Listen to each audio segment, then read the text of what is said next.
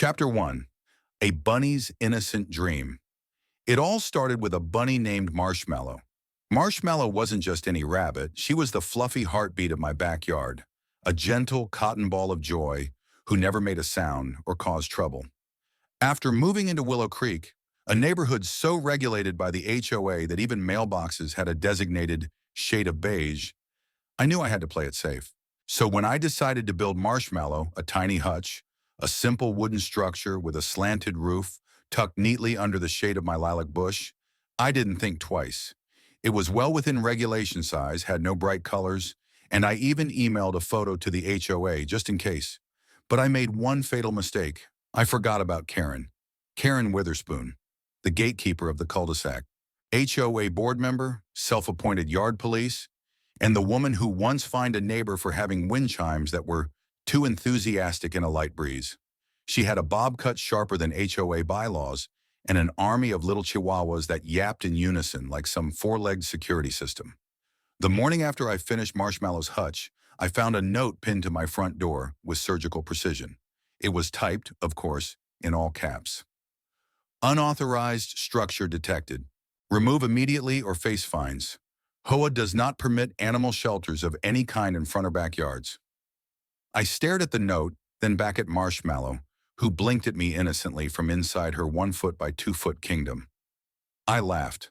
I genuinely thought it was a joke. Then came the letter. Chapter 2.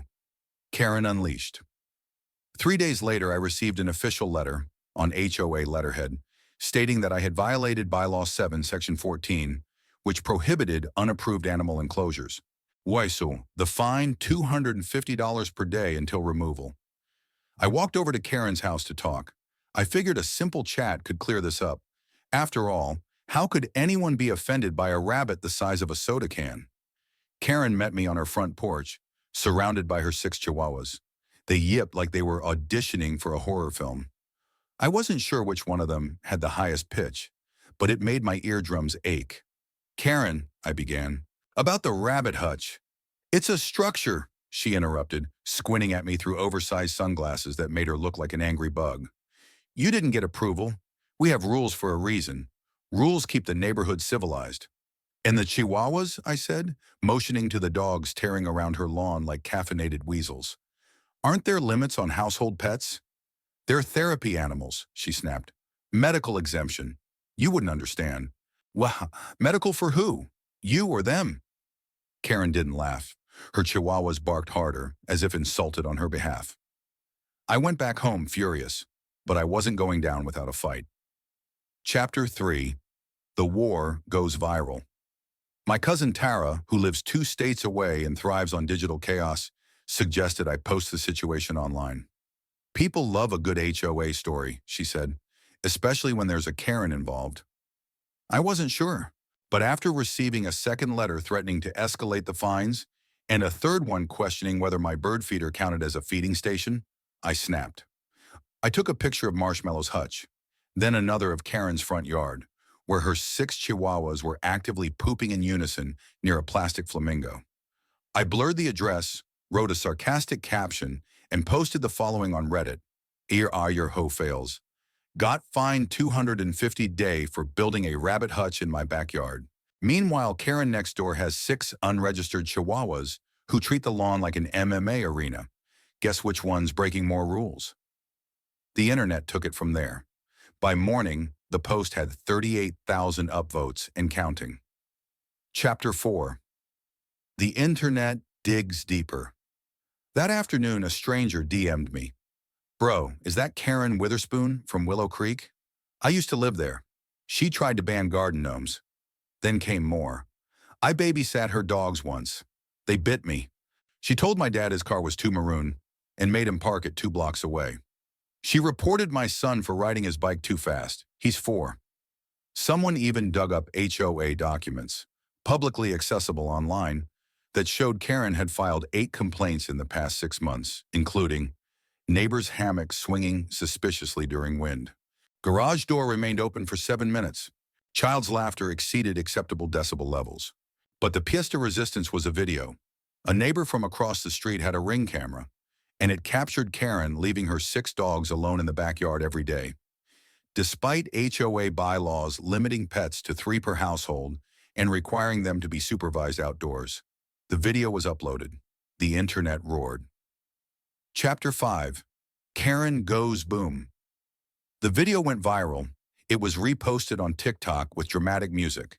Someone remixed it with Chihuahua barking auto-tune to Eye of the Tiger. Another account labeled her Karen of the Canines and did a deep dive documentary-style voiceover about her reign of terror. Local news even picked it up.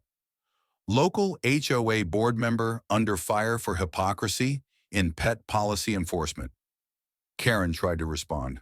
She posted a defensive Facebook message claiming she was protecting the community from unauthorized wildlife. She also claimed Marshmallow could attract predators like hawks and coyotes. Reddit was not impressed. They nicknamed her Chihuahua Commander. Memes exploded. My personal favorite was a screenshot of Marshmallow in her hutch with the caption, "Criminal Mastermind. Warden, Karen, Crime Existing." Chapter 6. The HOA Cracks. By week's end, I got a call from a very stressed-sounding man named Harold, the HOA president. "I just wanted to apologize," he said. "We reviewed the complaint and, well, let's just say Karen's interpretation of bylaws has been aggressive." "You mean weaponize?" I offered. He coughed. "Effective immediately, the fine is revoked. You can keep the rabbit hutch, and the board is reviewing Karen's standing. There will be a vote next month." I didn't have to wait a month. The next day, I saw Karen on her porch, holding a cardboard sign that read, "Free Chihuahuas to Loving Homes." One by one, neighbors began picking them up. By the end of the week, only 2 remained, and they didn't bark anymore. Probably out of sheer embarrassment. Karen resigned from the HOA the following Tuesday. No explanation, no farewell email, just a note slipped under every door. "I'm taking time to heal. Be kind." Chapter 7. Marshmallow's Legacy. Marshmallow's hutch is now painted a cheerful light blue, with HOA approval this time. She's got a little nameplate and even a second floor, complete with a ramp. People wave at her when they walk by. Someone crocheted her a little hat. As for me, I became a minor internet celebrity.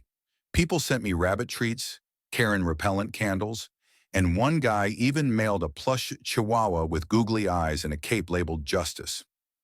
Life in Willow Creek is quieter now.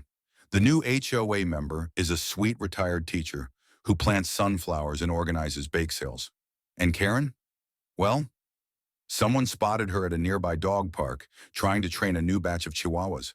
Wearing sunglasses and a sun hat pulled low, she disappeared when someone yelled, "Is that the hutch, Karen?" Chapter 8. The Aftermath of Infamy. For a while, peace reigned in Willow Creek. People stopped peering out their windows every time someone trimmed their hedge. Garden gnomes, once feared to be unaesthetic anomalies, reappeared like cheerful little rebels. Even the neighborhood Facebook group went from passive-aggressive posts to bake sale announcements and pictures of sunflowers. And then came the podcast.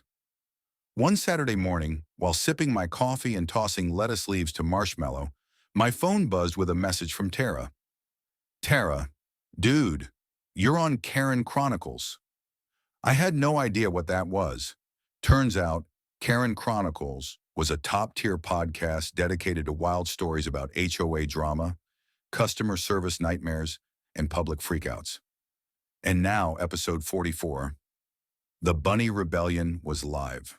They had everything: quotes from the Reddit post, audio from Karen's Facebook rants, dramatic music underscoring the moment the Ring camera caught the unleashed Chihuahua chaos. They even had someone do a fake interview with Marshmallow, using a squeaky voice. I laughed so hard I nearly dropped my phone. The internet struck again. TikToks, memes, even a parody Twitter account popped up. "Il Hutch of Justice bio. Just a bunny, just vibing, making Karens cry one hop at a time." Chapter 9. Karen's rebrand. Weeks passed. Karen disappeared from public life in Willow Creek. Her porch grew dusty. No barking, no flower pots arranged like chess pieces. Just silence and the occasional Amazon box with a mysterious dog squeak coming from inside. And then one morning, she returned. But something was different. Karen had cut her bob short. She wore a tie-dye shirt that said, "Be the Zen you wish to see," and, most shockingly of all, she waved at me. Waved. "Hi there," she said, her voice unnervingly cheerful. "Lovely morning." I blinked. "Karen?" "I go by KR here now," she said. "Karen is such a problematic brand." She explained, without being asked, that she had taken a 3-week mindfulness retreat in Sedona, discovered her inner cactus, and was now dedicating herself to restorative pet therapy and vibrational landscaping. Vibrational? What now? "I place sound bowls near my roses," she said. "It helps the petals open emotionally." I smiled, nodding slowly. "The way you do when someone mentions they once dated a ghost." Then she leaned closer. "Also, I'm starting a YouTube channel, From Chaos to Calm, a former Karen's journey. Want to be my first guest? You and Marshmallow could talk about forgiveness?" I politely declined. Chapter 10. HOA Elections and Some Revenge Quiche. In the months following Karen's resignation, the HOA held new board elections. I had no intention of running, but after 5 neighbors nominated me, some via handmade Vote for Bunny Guy flyers, I reluctantly accepted. Tara, of course, turned it into a campaign. She designed buttons with my face and marshmallows under the slogan, "Fair Rules, Fluffy Vibes." Election day was held in the community clubhouse. KR, showed up wearing a flowing scarf and offering tiny cups of herbal forgiveness tea. Nobody drank them. When the votes were counted, I won by a landslide. My first act as a board member? I revised Bylaw 7, Section 14 to include small animal shelters, provided they are humane, discreet, and non-disruptive. Marshmallow was now HOA certified. To celebrate, I threw a backyard no-more-nonsense barbecue. Everyone came. People brought wine, cookies, and awkward apology casseroles. KR, showed up with something she called karmic quiche. It tasted like tofu and regret. Chapter 11. Revenge of the Chihuahua Whisperer. Just as we all began to believe KR had truly turned over a new leaf, chaos returned. It started small. A neighbor's porch gnome disappeared. Then someone's bird feeder was replaced with a solar-powered wind spinner that hummed. We shrugged it off, until my friend Darnell, who lived across the street, noticed something strange. "She's walking 6 dogs again," he said, "at night, around 3 a.m. At first, I didn't believe him, but the next evening, I set up a camera. What I captured was Karen, robe-clad, moving like a ninja in flip-flops, walking 6 new chihuahuas through the back alleys of the neighborhood. They were wearing glow-in-the-dark vests labeled Emotional Support Force. I uploaded the footage to Hutch of Justice. Caption, "Chihuahua Karen 2, Return of the Yip." It blew up again. The comments were merciless. Karen really said, "New year, new yappers." Those dogs got more cardio than I do. Plot twist, the Chihuahuas are running the HOA. I didn't report her. I didn't have to. By now, the entire neighborhood was watching. Chapter 12. Court of Public Barking. 2 weeks later, an HOA emergency meeting was called. The clubhouse was packed. Karen arrived in a floor-length poncho covered in paw prints and incense-scented glitter. She brought a PowerPoint titled, "Healing Through Barking, a Community Proposal." Slide 1 featured her 6 dogs meditating in a circle. Slide 2 showed Marshmallow's hutch captioned, "Trigger Zone, the Origin of My Journey." Slide 3 asked, "Why fear noise when it's love wearing fur?" People were stunned. Then Old Man Jenkins stood up. A man of few words, he tapped his cane and said, "Lady, your dogs wake me up at 2 a.m. every night. My cat's in therapy." The room erupted. The HOA voted unanimously to limit the number of emotional support animals to 3 per household. Again. And this time, no exceptions unless certified by a licensed vet or therapist. Karen stormed out, her poncho trailing dog treats behind her. Chapter 13. Peace at Last. In the months that followed, things genuinely got better. Karen rehomed 4 of the dogs. The remaining 2, Muffin and Blitzkrieg, were surprisingly calm. I even saw her jogging with them once. Jogging. She avoided HOA meetings, focused on her YouTube channel, and started selling Yin Yap branded dog collars. As for me, I embraced my new HOA role. I helped approve a small butterfly garden for Ms. Patel and allowed Mr. Gomez to keep his parrot as long as it didn't scream during quiet hours. It only screamed Libertad, which I felt was fair. And Marshmallow? She got a bunny friend. His name's Waffles. We introduced him with a quiet welcome to the neighborhood brunch. They now live side by side in the most regulation-compliant HOA Blessed Bunny duplex in history. Chapter 14, Full Circle 1. Quiet evening, as the sun dipped behind the rooftops of Willow Creek, Karen stopped by my fence. She was holding a peace lily. "I know we've had our turbulence," she said, "but I'm glad you stood up to me. I needed it." I nodded. "You and the rest of the internet." She laughed. "I'm working on a memoir. I'm calling it From Bark to Balance. Can I quote you? Only if you spell Marshmallow's name right." She smiled. "Deal." And just like that, the war was over. Chapter 15. The HOA Influencer. A few months had passed. Willow Creek had never been more peaceful or more internet famous. People from other neighborhoods started showing up just to take selfies in front of Marshmallow's hutch. A couple even asked if they could pet her. She wasn't into strangers, but she tolerated polite lettuce bribes. Then one Thursday morning, as I was trimming the rose bushes, Tara texted me in all caps. "You're on BuzzFeed." I clicked the link. 15 times the internet ganged up on a Karen injustice was served fluffy. There I was, me, Marshmallow, and the now iconic bunny hutch. Slide 7. Right below a video of someone stealing parking cones and above a story titled, "Karen calls cops on kid's lemonade stand." Tara was thrilled. "You have to do merch," she said. "Imagine, fluffy justice hoodies, bunny-shaped stress balls, Karen repellent air fresheners." I wasn't sure. But then an Etsy store called Justice for Marshmallow popped up. I had nothing to do with it, but they were already selling out of Yippee Happens mugs. Chapter 16. Karen's Redemption Tour. Attempt number 4. One foggy Saturday, KR re-emerged. She showed up to the HOA spring picnic wearing a sash that said, "Former Karen, currently healing." She brought gluten-free brownies and a stack of business cards that read, "KR, Witherspoon Energy Healer, Dog Whisperer, HOA Survivor. YouTube, Bark to Balance." She didn't say a word about the past, but she did ask if she could take a selfie with Marshmallow for closure. I agreed on the condition that no chihuahuas were involved. The photo went up that night with the caption, "Growth begins when we listen, even to bunnies." And then she announced a TEDx talk. No one knew how she got in, but sure enough, the flyer appeared. TEDx Suburbia, from HOA tyrant to pet-positive visionary.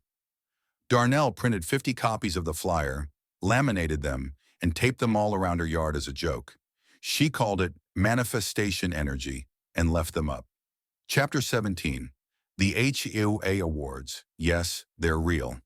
Apparently, there's a national HOA organization, and apparently they give out Community Harmony Awards. I had no idea until a woman named Charlene called me. She was the president of the HOA Regional Council for Western Suburban Developments, and sounded like she ran meetings with a gavel and a prayer. "We've been following your situation with great interest," she said. "We'd like to present you with our first ever Pet Advocacy Through Conflict Resolution Award." "I'm sorry," I said. "That's an award?" "Oh yeah," she replied. "The committee was particularly moved by your handling of the, Chihuahua conflict. So they flew me out, me and Marshmallow."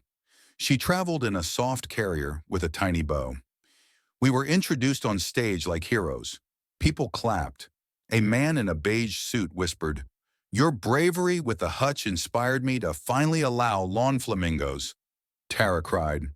Karen live-streamed the whole thing and added her own narration. "That's my redemption arc right there. I'm like the villain who helped the hero grow." "Sure, Karen. Sure." Chapter 18. Trouble Returns. But not from Karen. Just when we thought things had settled forever. A new couple moved into Willow Creek, Trevor and Lexi, young, sleek, and terrifyingly efficient. Within 1 week, they'd installed solar panels, painted their door robin's egg blue, questionable bylaw compliance, and hosted a kombucha tasting. But the real trouble began when they applied for chicken authorization. Yes, chickens. They claimed they were emotional support hens named Beyonce, Cluck Norris, and Benjamin Franklin. The board was split. Half thought it was cute. The other half feared the return of animal-related chaos. Karen, surprisingly, was on Team Chicken. "I think it's brave," she said. "We should all embrace our inner farm." I thought she was trolling, but she brought vibrational corn to the next meeting to help the hens connect. The HOA board stalled.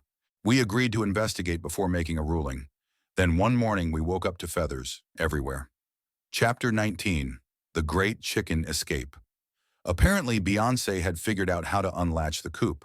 At 3 a.m., the trio went rogue, tearing through flower beds, pooping on porches, and waking half the neighborhood with battle cries that echoed off vinyl siding.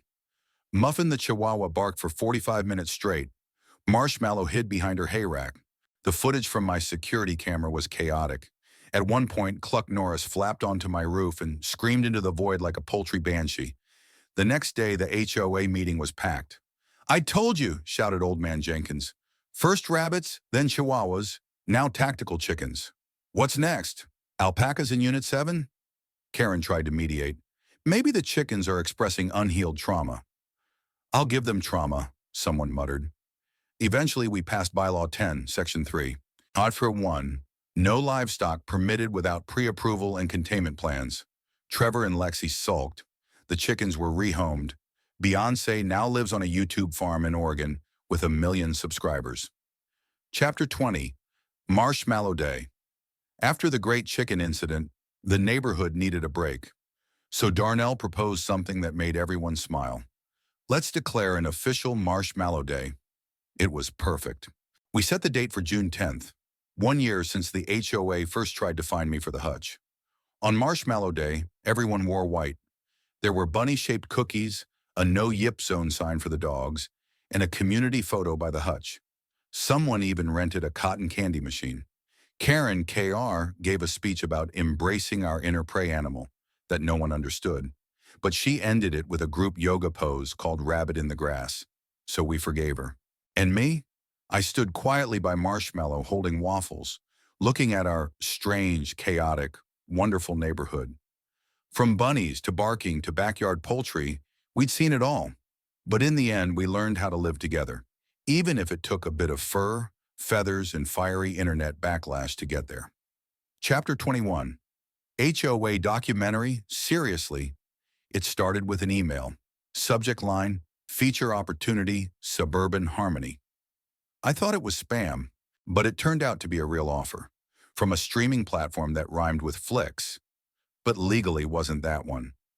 They were creating a mini docuseries called HOA Behind the Gates. And apparently our little Bunny vs. Karen saga had gained so much attention that we were slated for episode 1. We'd love to capture the story of how one tiny hutch helped reform an entire HOA, the producer wrote. Tara lost her mind. "This is your arc," she shouted over the phone. "You're about to go from our ho fails to HOA famous TM. We need to stage your garden. New shirt, better lighting, maybe a cute hat for Marshmallow?" Karen, of course, heard the news within minutes. By the end of the day, she was in full glam with ring lights on her porch and her dogs wearing tiny bow ties. "I've been preparing my voice for narration," she said. "Very Elizabeth Holmes meets Bob Ross." I blinked. "Why do you sound like a cult documentary?" "It's a style," she said, sipping tea from a mug that read, "Namaste, y'all." Chapter 22. Lights, Camera, Suburbia. The documentary crew arrived with drones, boom mics, and the kind of focus that said, "We went to film school and have opinions about mulch." They interviewed everyone, me, Karen, several times, Darnell, Ms. Patel, and even Old Man Jenkins, who grunted his entire segment while pruning a bonsai tree. One segment focused on the evolution of conflict in community ecosystems. I mostly just pointed at Marshmallow and said, "She's a bunny, that's it, that's the tweet." Karen, however, turned her segment into a full-blown TED Talk.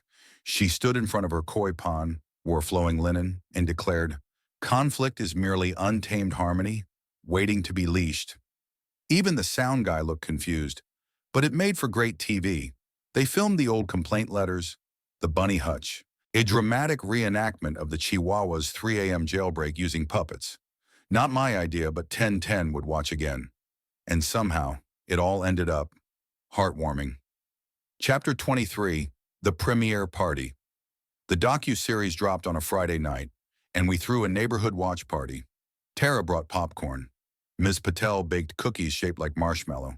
Even Karen contributed, with a tray of vegan emotional support cupcakes frosted with little peace signs. The episode title? The Bunny, the Board, and the Bark, A Tale of Suburban Justice. It opened with slow-motion footage of marshmallow nibbling kale, dramatic strings swelling in the background, and my voiceover saying, "I just wanted to give my rabbit some shade. I didn't know it would start a movement."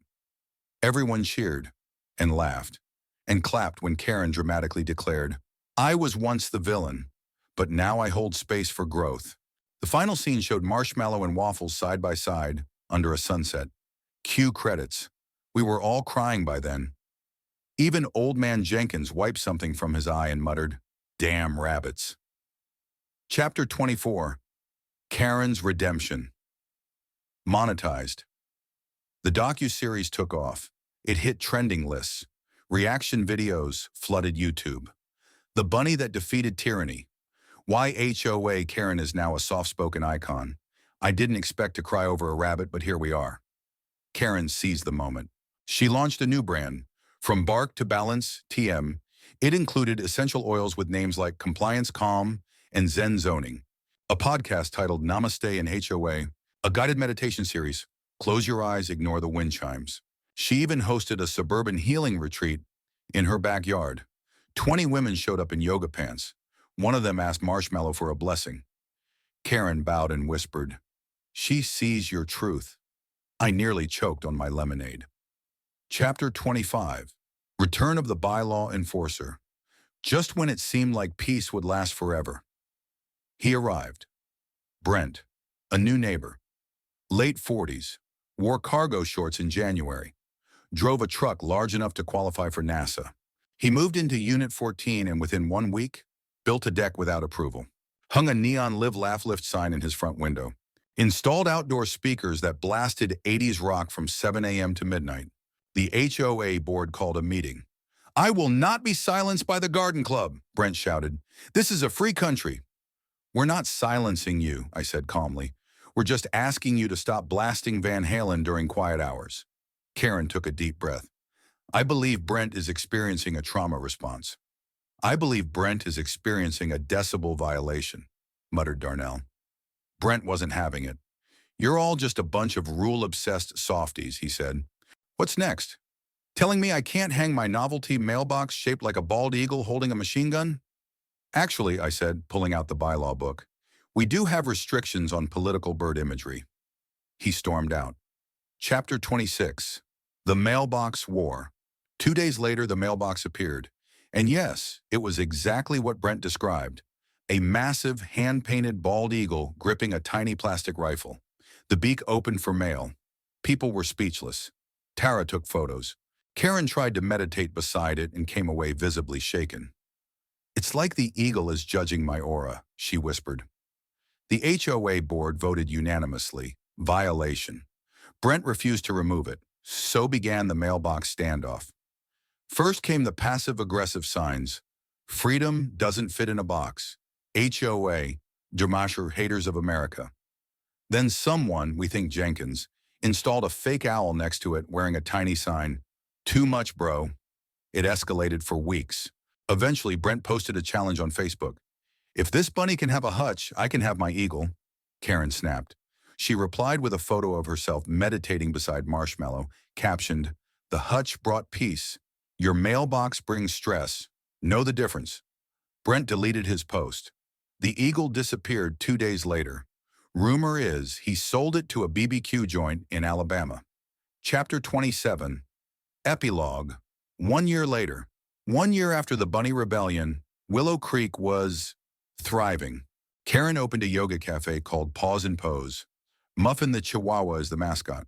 The HOA board now includes 2 younger members and even a rotating wildlife liaison, currently Marshmallow via proxy. We got national recognition for Best Reformed HOA in a suburban lifestyle magazine. And me, I wrote a book titled Hutch Happens, How One Bunny Took Down a Tyrant and United a Neighborhood. It's doing surprisingly well. Marshmallow's hutch is now painted pastel lavender.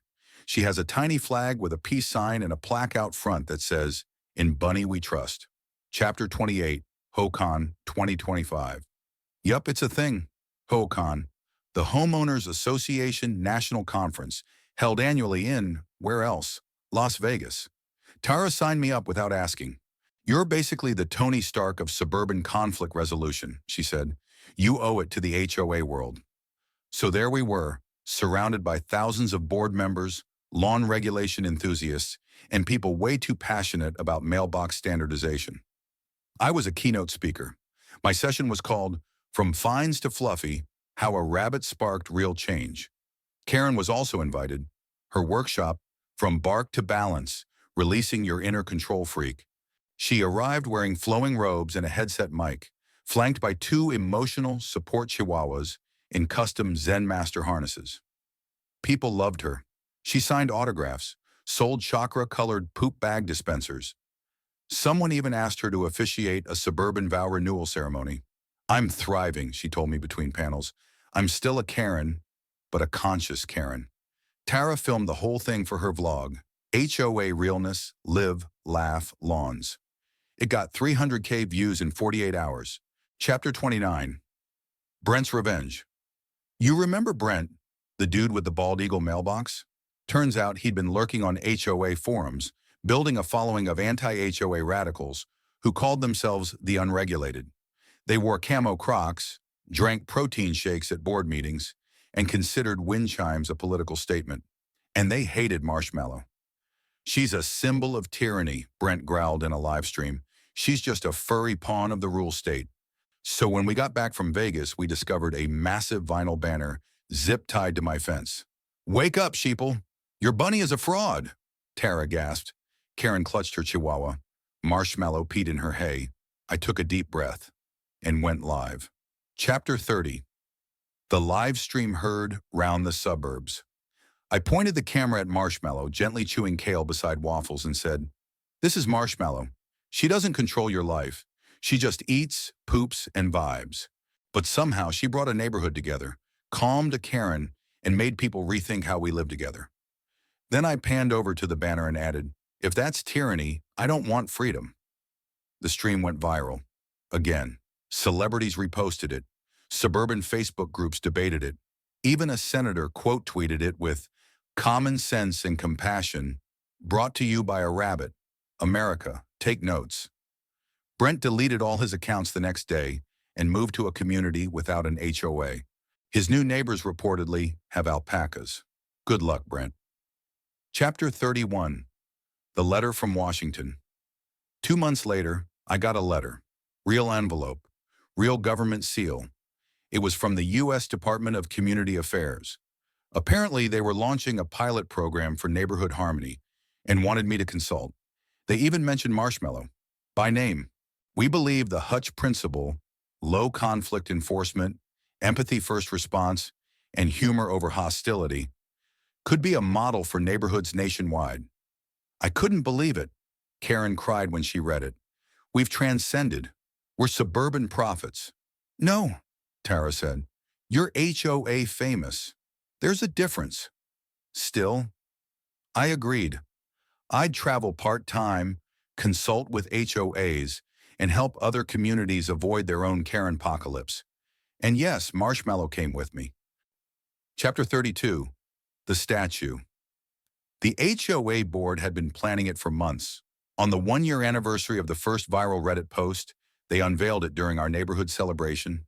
It was majestic. A bronze statue of Marshmallow mid-hop, perched atop a small stone pedestal with an engraving that read, "She hopped so we could heal." There wasn't a dry eye in the cul-de-sac. Even old man Jenkins got misty and muttered, "I hated that rabbit once. Now I'd take a bullet for her." Karen gave a speech. She opened with a Tibetan singing bowl and then whispered, "Sometimes peace comes on 4 tiny feet." The statue made national news. The HOA got flooded with fan mail.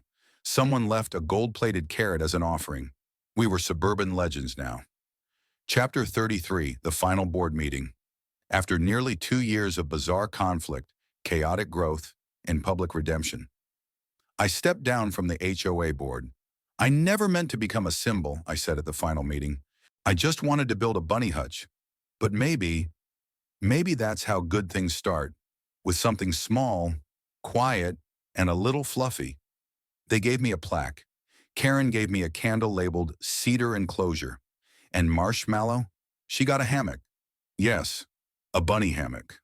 Waffles joined her, side by side, swinging gently as the sun set over Willow Creek. Epilogue. The hutch lives on. Years from now, people might forget the bylaws. They might repaint their doors, change their fences, replace their mailboxes, even the bald eagle one. But they'll remember Marshmallow, the bunny who stood, well, hopped against overreach, who taught us that sometimes the tiniest creature can bring out the best and worst in a community, who reminded us that even in a world full of Karens, Brent rants, and HOA letters, there's always room for a little humor, a little rebellion, and a whole lot of fluffy justice. The hutch that sparked a howl, to Karen's revenge. She's back with bylaws sharper than ever. Chapter 1. 9 months of peace. It had been 9 glorious months since Karen left Willow Creek. 9 months without 3 a.m. HOA emails. 9 months without someone measuring grass with a laser level. 9 months without being fined for overly cheerful wind chimes. Life was good. Tara started a mini herb garden without asking permission. Ms. Patel finally put up her hammock. Old Man Jenkins replaced his American flag with a tie-dye peace sign just to see if anyone cared. And me? I published a book, Fluffy Justice, How One Bunny Sparked a Neighborhood Revolution. It sold well. Not bestseller well, but enough to earn me a spot on 3 HOA podcasts and a minor mention in Better Yards Weekly. Marshmallow and Waffles were thriving. They had a 2-story hutch, a solar fan, and a tiny wooden welcome sign that read, "Flop in peace." We thought the chaos was behind us, but we were wrong. Chapter 2, the envelope. It started with a single anonymous envelope in every mailbox. No return address, no stamp, just a single sheet of thick ivory paper. To the residents of Willow Creek, I'm back. K-short, cold, ominous. People panicked. Is that Karen? No, she moved to Sedona to rediscover herself. She probably started a cult called the Order of the Clipboard. The HOA group chat blew up. Tara texted me at 3 a.m. It's happening again. Hide the wind chimes. Chapter 3. The Return of the Clipboard. Karen returned not quietly, but cinematically. She drove in with a silver SUV wrapped in custom vinyl that read, "Neighborhood first, order, unity, compliance." She wore aviators and a lavender power blazer. Her blonde bob was blunter than ever, sharper than HOA regulation knives. People peeked through curtains as she walked down the street with that same clipboard, now laminated and color-coded. Her first act? She marched to my fence, looked Marshmallow dead in the eye, and said, "You thought this was over. Think again, furball." I stepped outside. "Hello to you too, Karen." She smiled. "I go by K-Law now, short for Karen Lawton." "You changed your last name?" "No," she said coolly. "I changed my brand." Chapter 4. K-Law's New Order. Within a week, Karen filed 52 HOA complaints. She cited a neighbor's decorative fountain for irregular water patterns. She issued a written warning to Ms. Patel for suspicious hammock sag. She tried to classify Tara's basil plants as non-native weed clusters. She even accused Marshmallow of violating noise ordinances for chewing too audibly. "I've upgraded," she told us during an emergency HOA meeting. "I now have a legal consultant and a professional drone operator." She wasn't bluffing. The next morning, Jenkins found a drone hovering above his azaleas. It dropped a tiny citation that read, "Excessive petal density." Karen wasn't just back. She was going scorched earth. Chapter 5. Operation Karen Watch. We had no choice. We created a secret Slack channel, Karen Watch 2.0. Members included me, codename Fluffy Commander, Tara, codenamed TikTok Tornado. Ms. Patel, Zen Sniper. Darnell, the Shadow. Jenkins, Grumpy Ghost. We logged every violation, tracked drone flights, and scheduled bylaw interventions. We were a community, dang it, and we weren't going down without a clipboard fight. Tara even set up a motion sensor on the bunny hutch that sent us alerts every time Karen approached. It went off 7 times in one day. 7. She even brought measuring tape and muttered, "That rabbit looks fatter than regulation." Chapter 6. Bunny Cam goes viral. Again. That night I reviewed the footage. Karen crouching behind the hydrangeas with binoculars. Karen whispering, "You think you've won? I've studied zoning law." Karen trying to slide a brochure titled "The Dangers of Fluffy Anarchy" into the hutch. I posted a clip online. Caption, "Karen returns, the bylaw awakens." It exploded again. Within 24 hours, 2 million views. A remix set to Flight of the Valkyries. A Reddit thread titled "Our Suburban Warzone." And then came the media request. Chapter 7. National HOA Showdown. A local news station reached out. "Can we interview you and Karen for a segment called When HOAs Attack?" Karen agreed instantly. We met at the clubhouse, both in blazers. She brought charts, color-coded graphs, a slideshow titled "The Rise of Lawlessness, From Bunny to Anarchy." I brought marshmallow. She sat on the table chewing kale, calm as ever. Karen pointed at her dramatically. "She represents the decay of discipline." I leaned into the mic. "She represents chill." The host loved it. The clip aired on evening news, then national news. And once again, the internet chose its side. Spoiler, not Karen's. This time she's playing 4D chess with bylaws. Chapter 8. The Secret HOA Hearing. One rainy Thursday morning, Ms. Patel called an emergency meeting at her house. Everyone arrived soaked and suspicious. Jenkins even brought a baseball bat, just in case she's hiding in the pantry. Tara pulled out her phone and read from a screenshot. "Karen, sorry, K-Law, has filed a motion with the city to become Willow Creek's private HOA compliance consultant." We gasped in unison. "She's trying to go corporate," I said. "She's franchising herself," whispered Darnell. Ms. Patel poured tea with trembling hands. "If she gets certified, she can bypass the HOA board. She'll have power even we can't stop." Jenkins growled. "She's turning into the Thanos of lawn violations." We agreed. This was war. But Karen wasn't done. Chapter 9. The Bunny Trial. 3 days later, I got a letter via certified mail. "Notice of unauthorized pet activity. You are hereby summoned to appear in front of the Willow Creek Pet Review Board." There wasn't a pet review board, or at least, there didn't used to be. Turns out, Karen had created it herself, complete with bylaws, an official seal, made on Canva, and a hearing schedule printed in gold foil. She even printed lanyards for her 3-person board, consisting of a retired cat groomer named Nancy, her cousin Mitch, who runs a YouTube channel about bird law, and Muffin the Chihuahua wearing a tiny black robe. The hearing was held in the clubhouse. Karen showed up in a suit with shoulder pads and a rolling briefcase.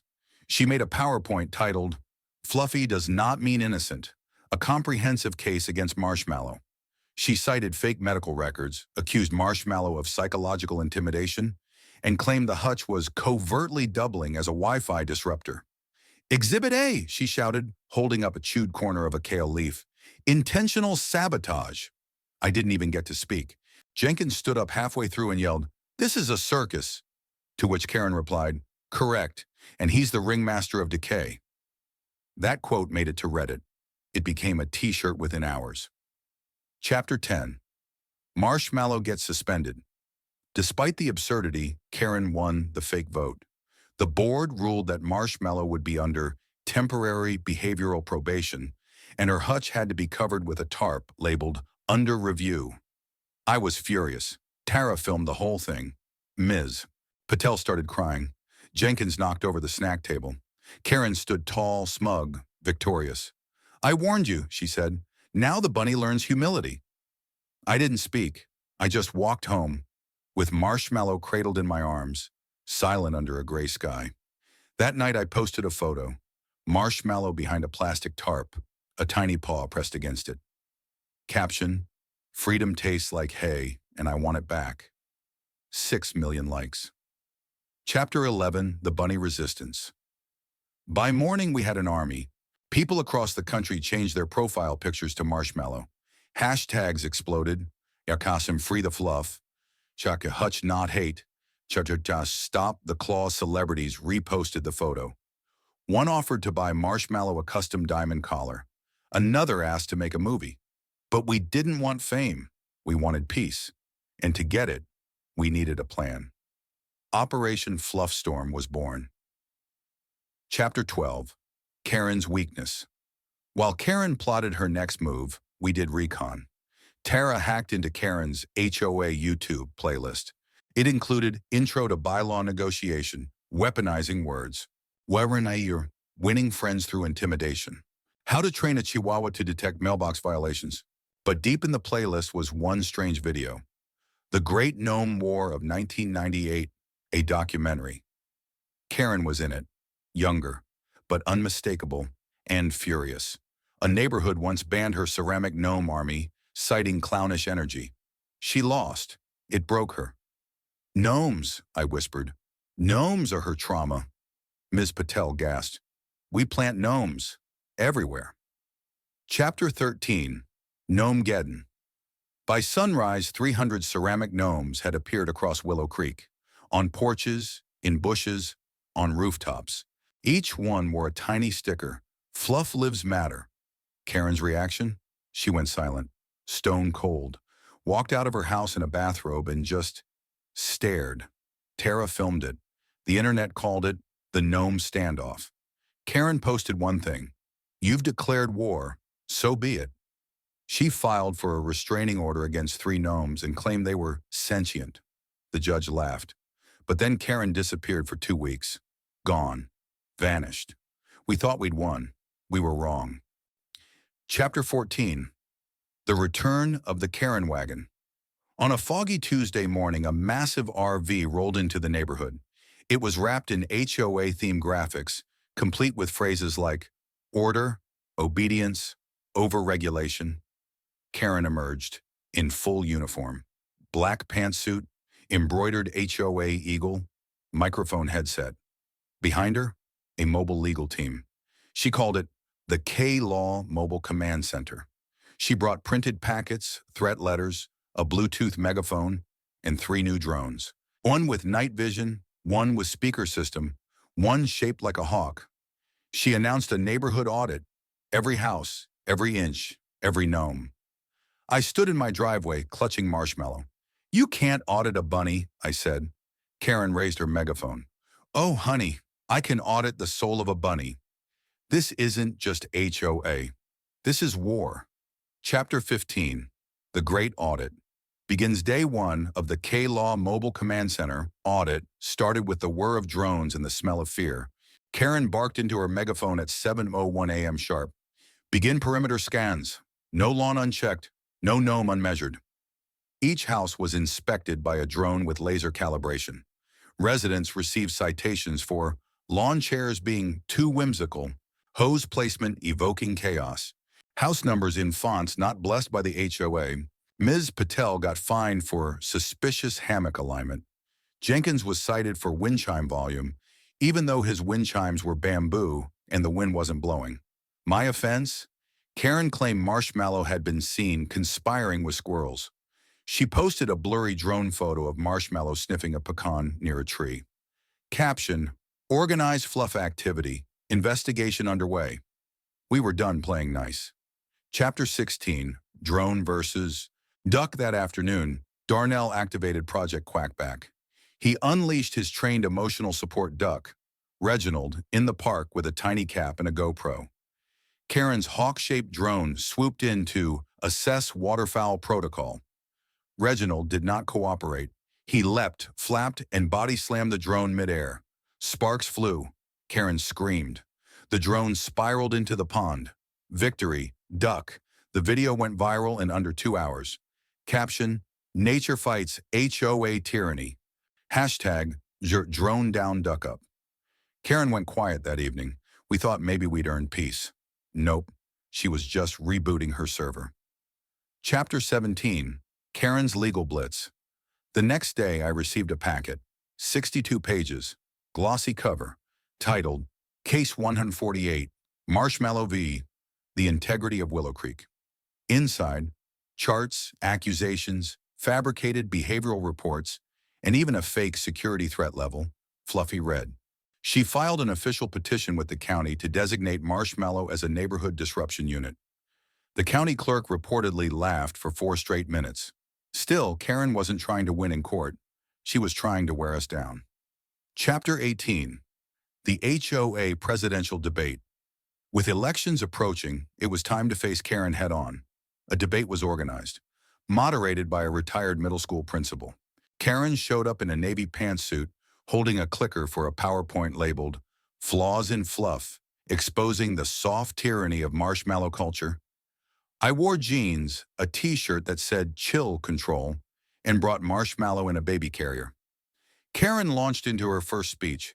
Do we want a neighborhood ruled by emotional rodents and rogue ducks, where drones fall from the sky and gnomes multiply like weeds? I just lifted Marshmallow and said, she naps, she eats, she poops in a corner, and somehow she still causes less chaos than Karen. The room erupted. Even Muffin the Chihuahua sneezed in agreement.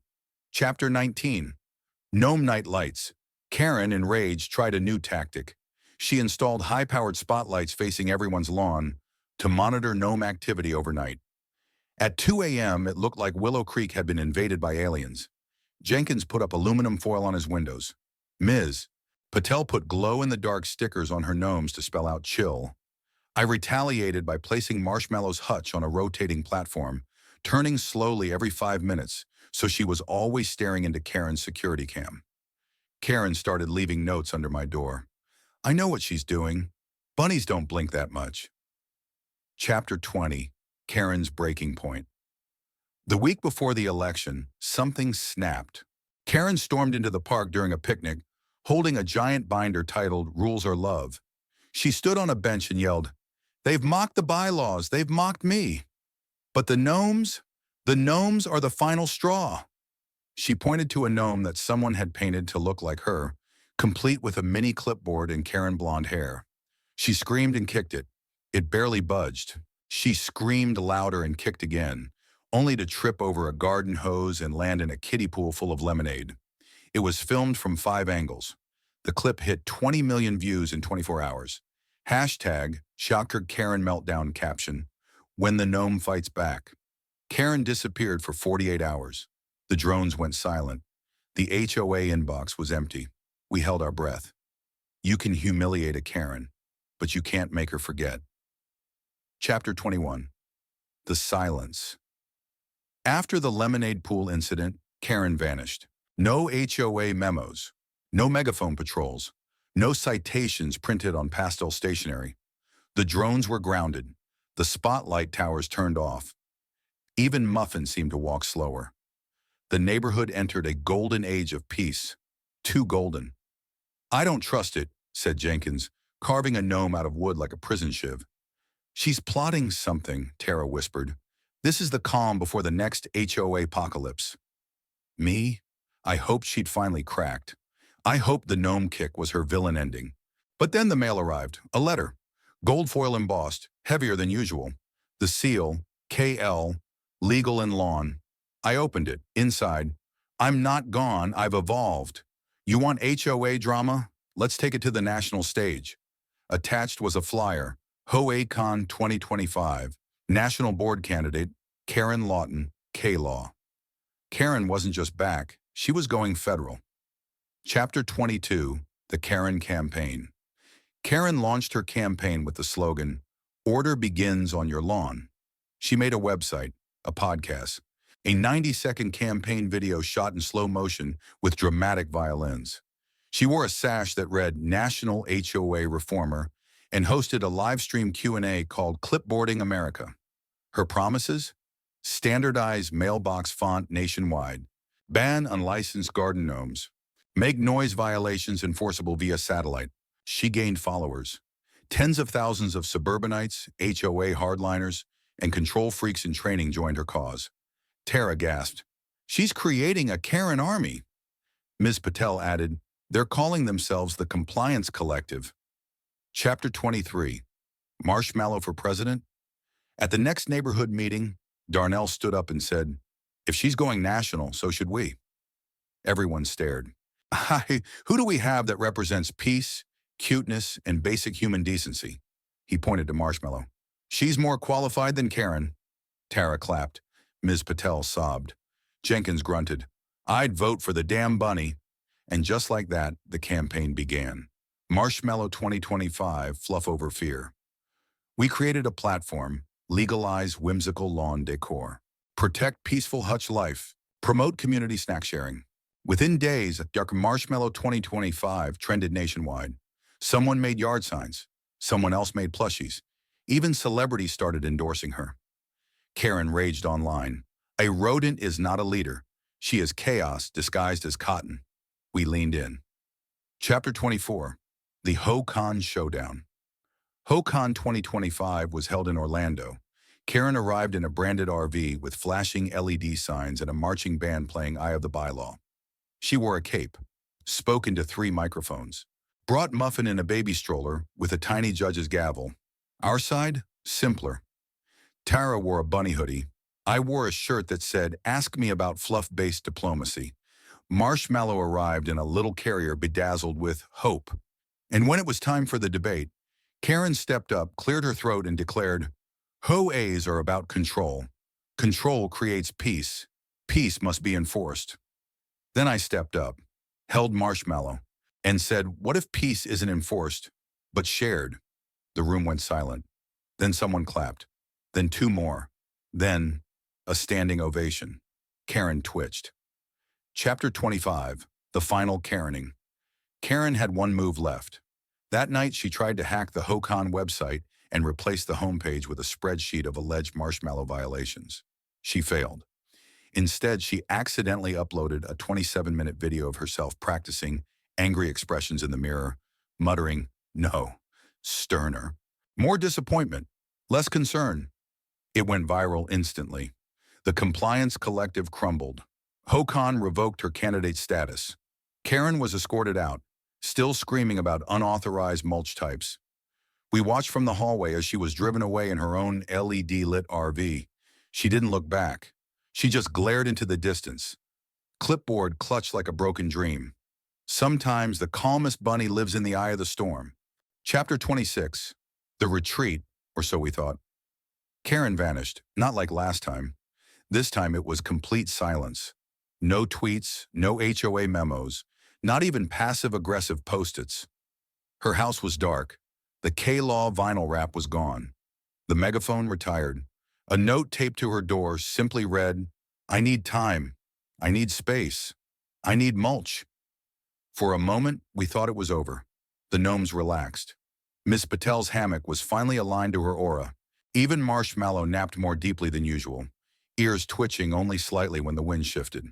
Then 3 weeks later, the letters arrived.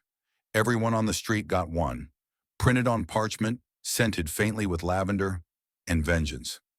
Final phase initiated. I tried bylaws, I tried drones, I tried diplomacy. Now I'm invoking Section 0. See you all in arbitration. KL.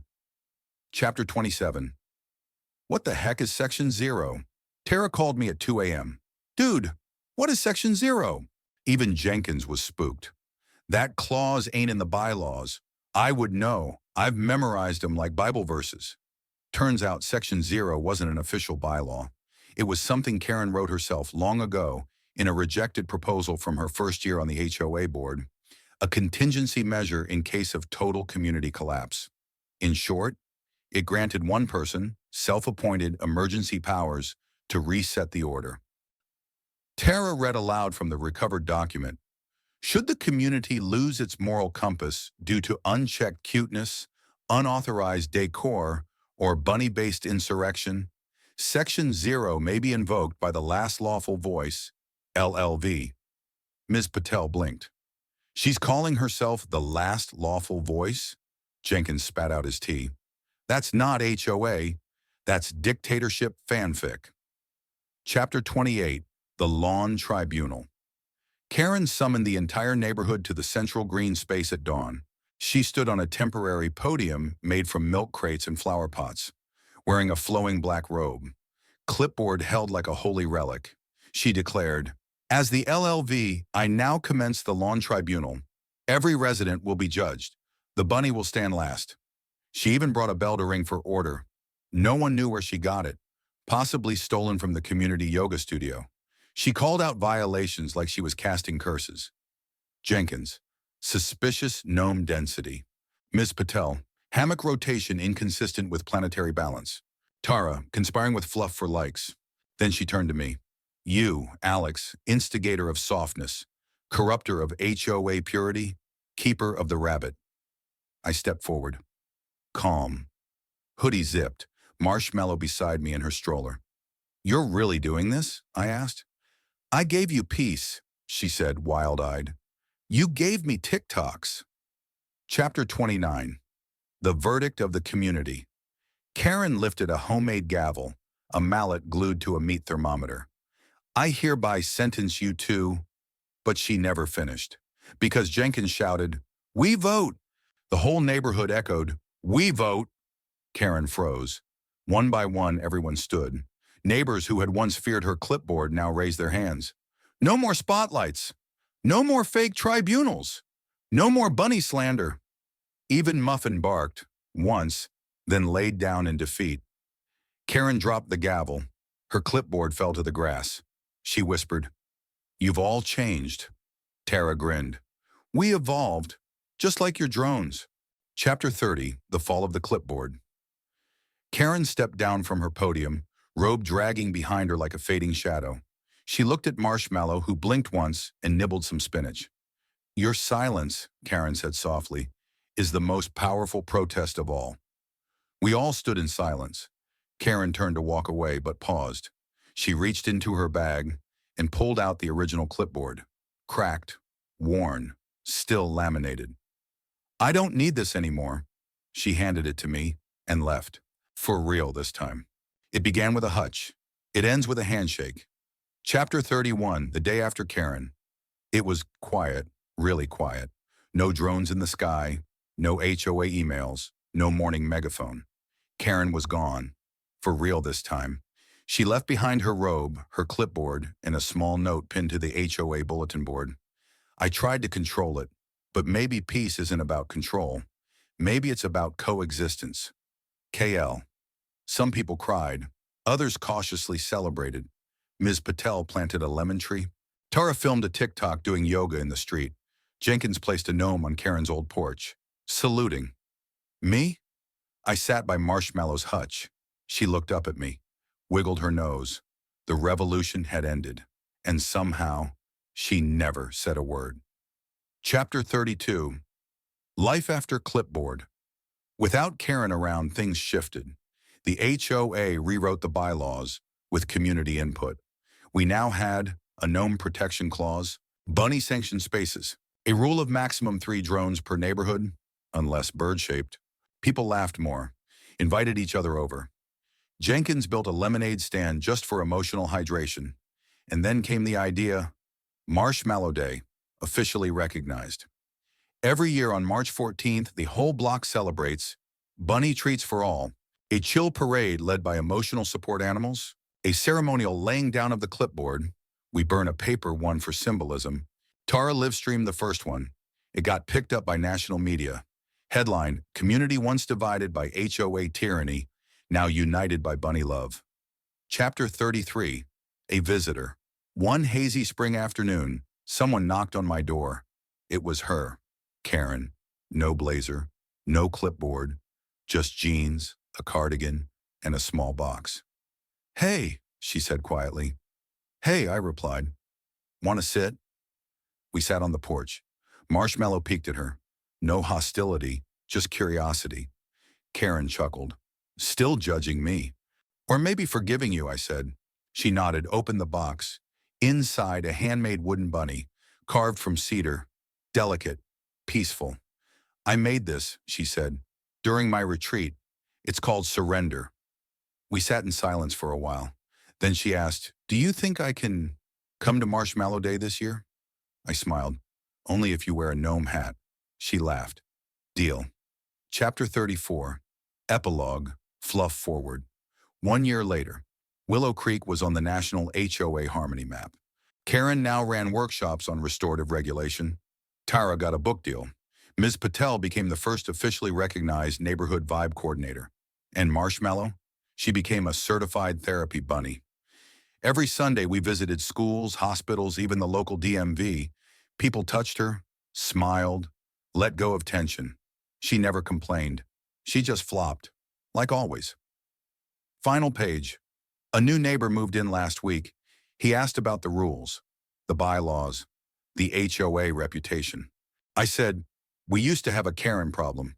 Now we have a Marshmallow solution." He looked confused. Then Marshmallow hopped by, slow, gentle, regal, and everything made sense.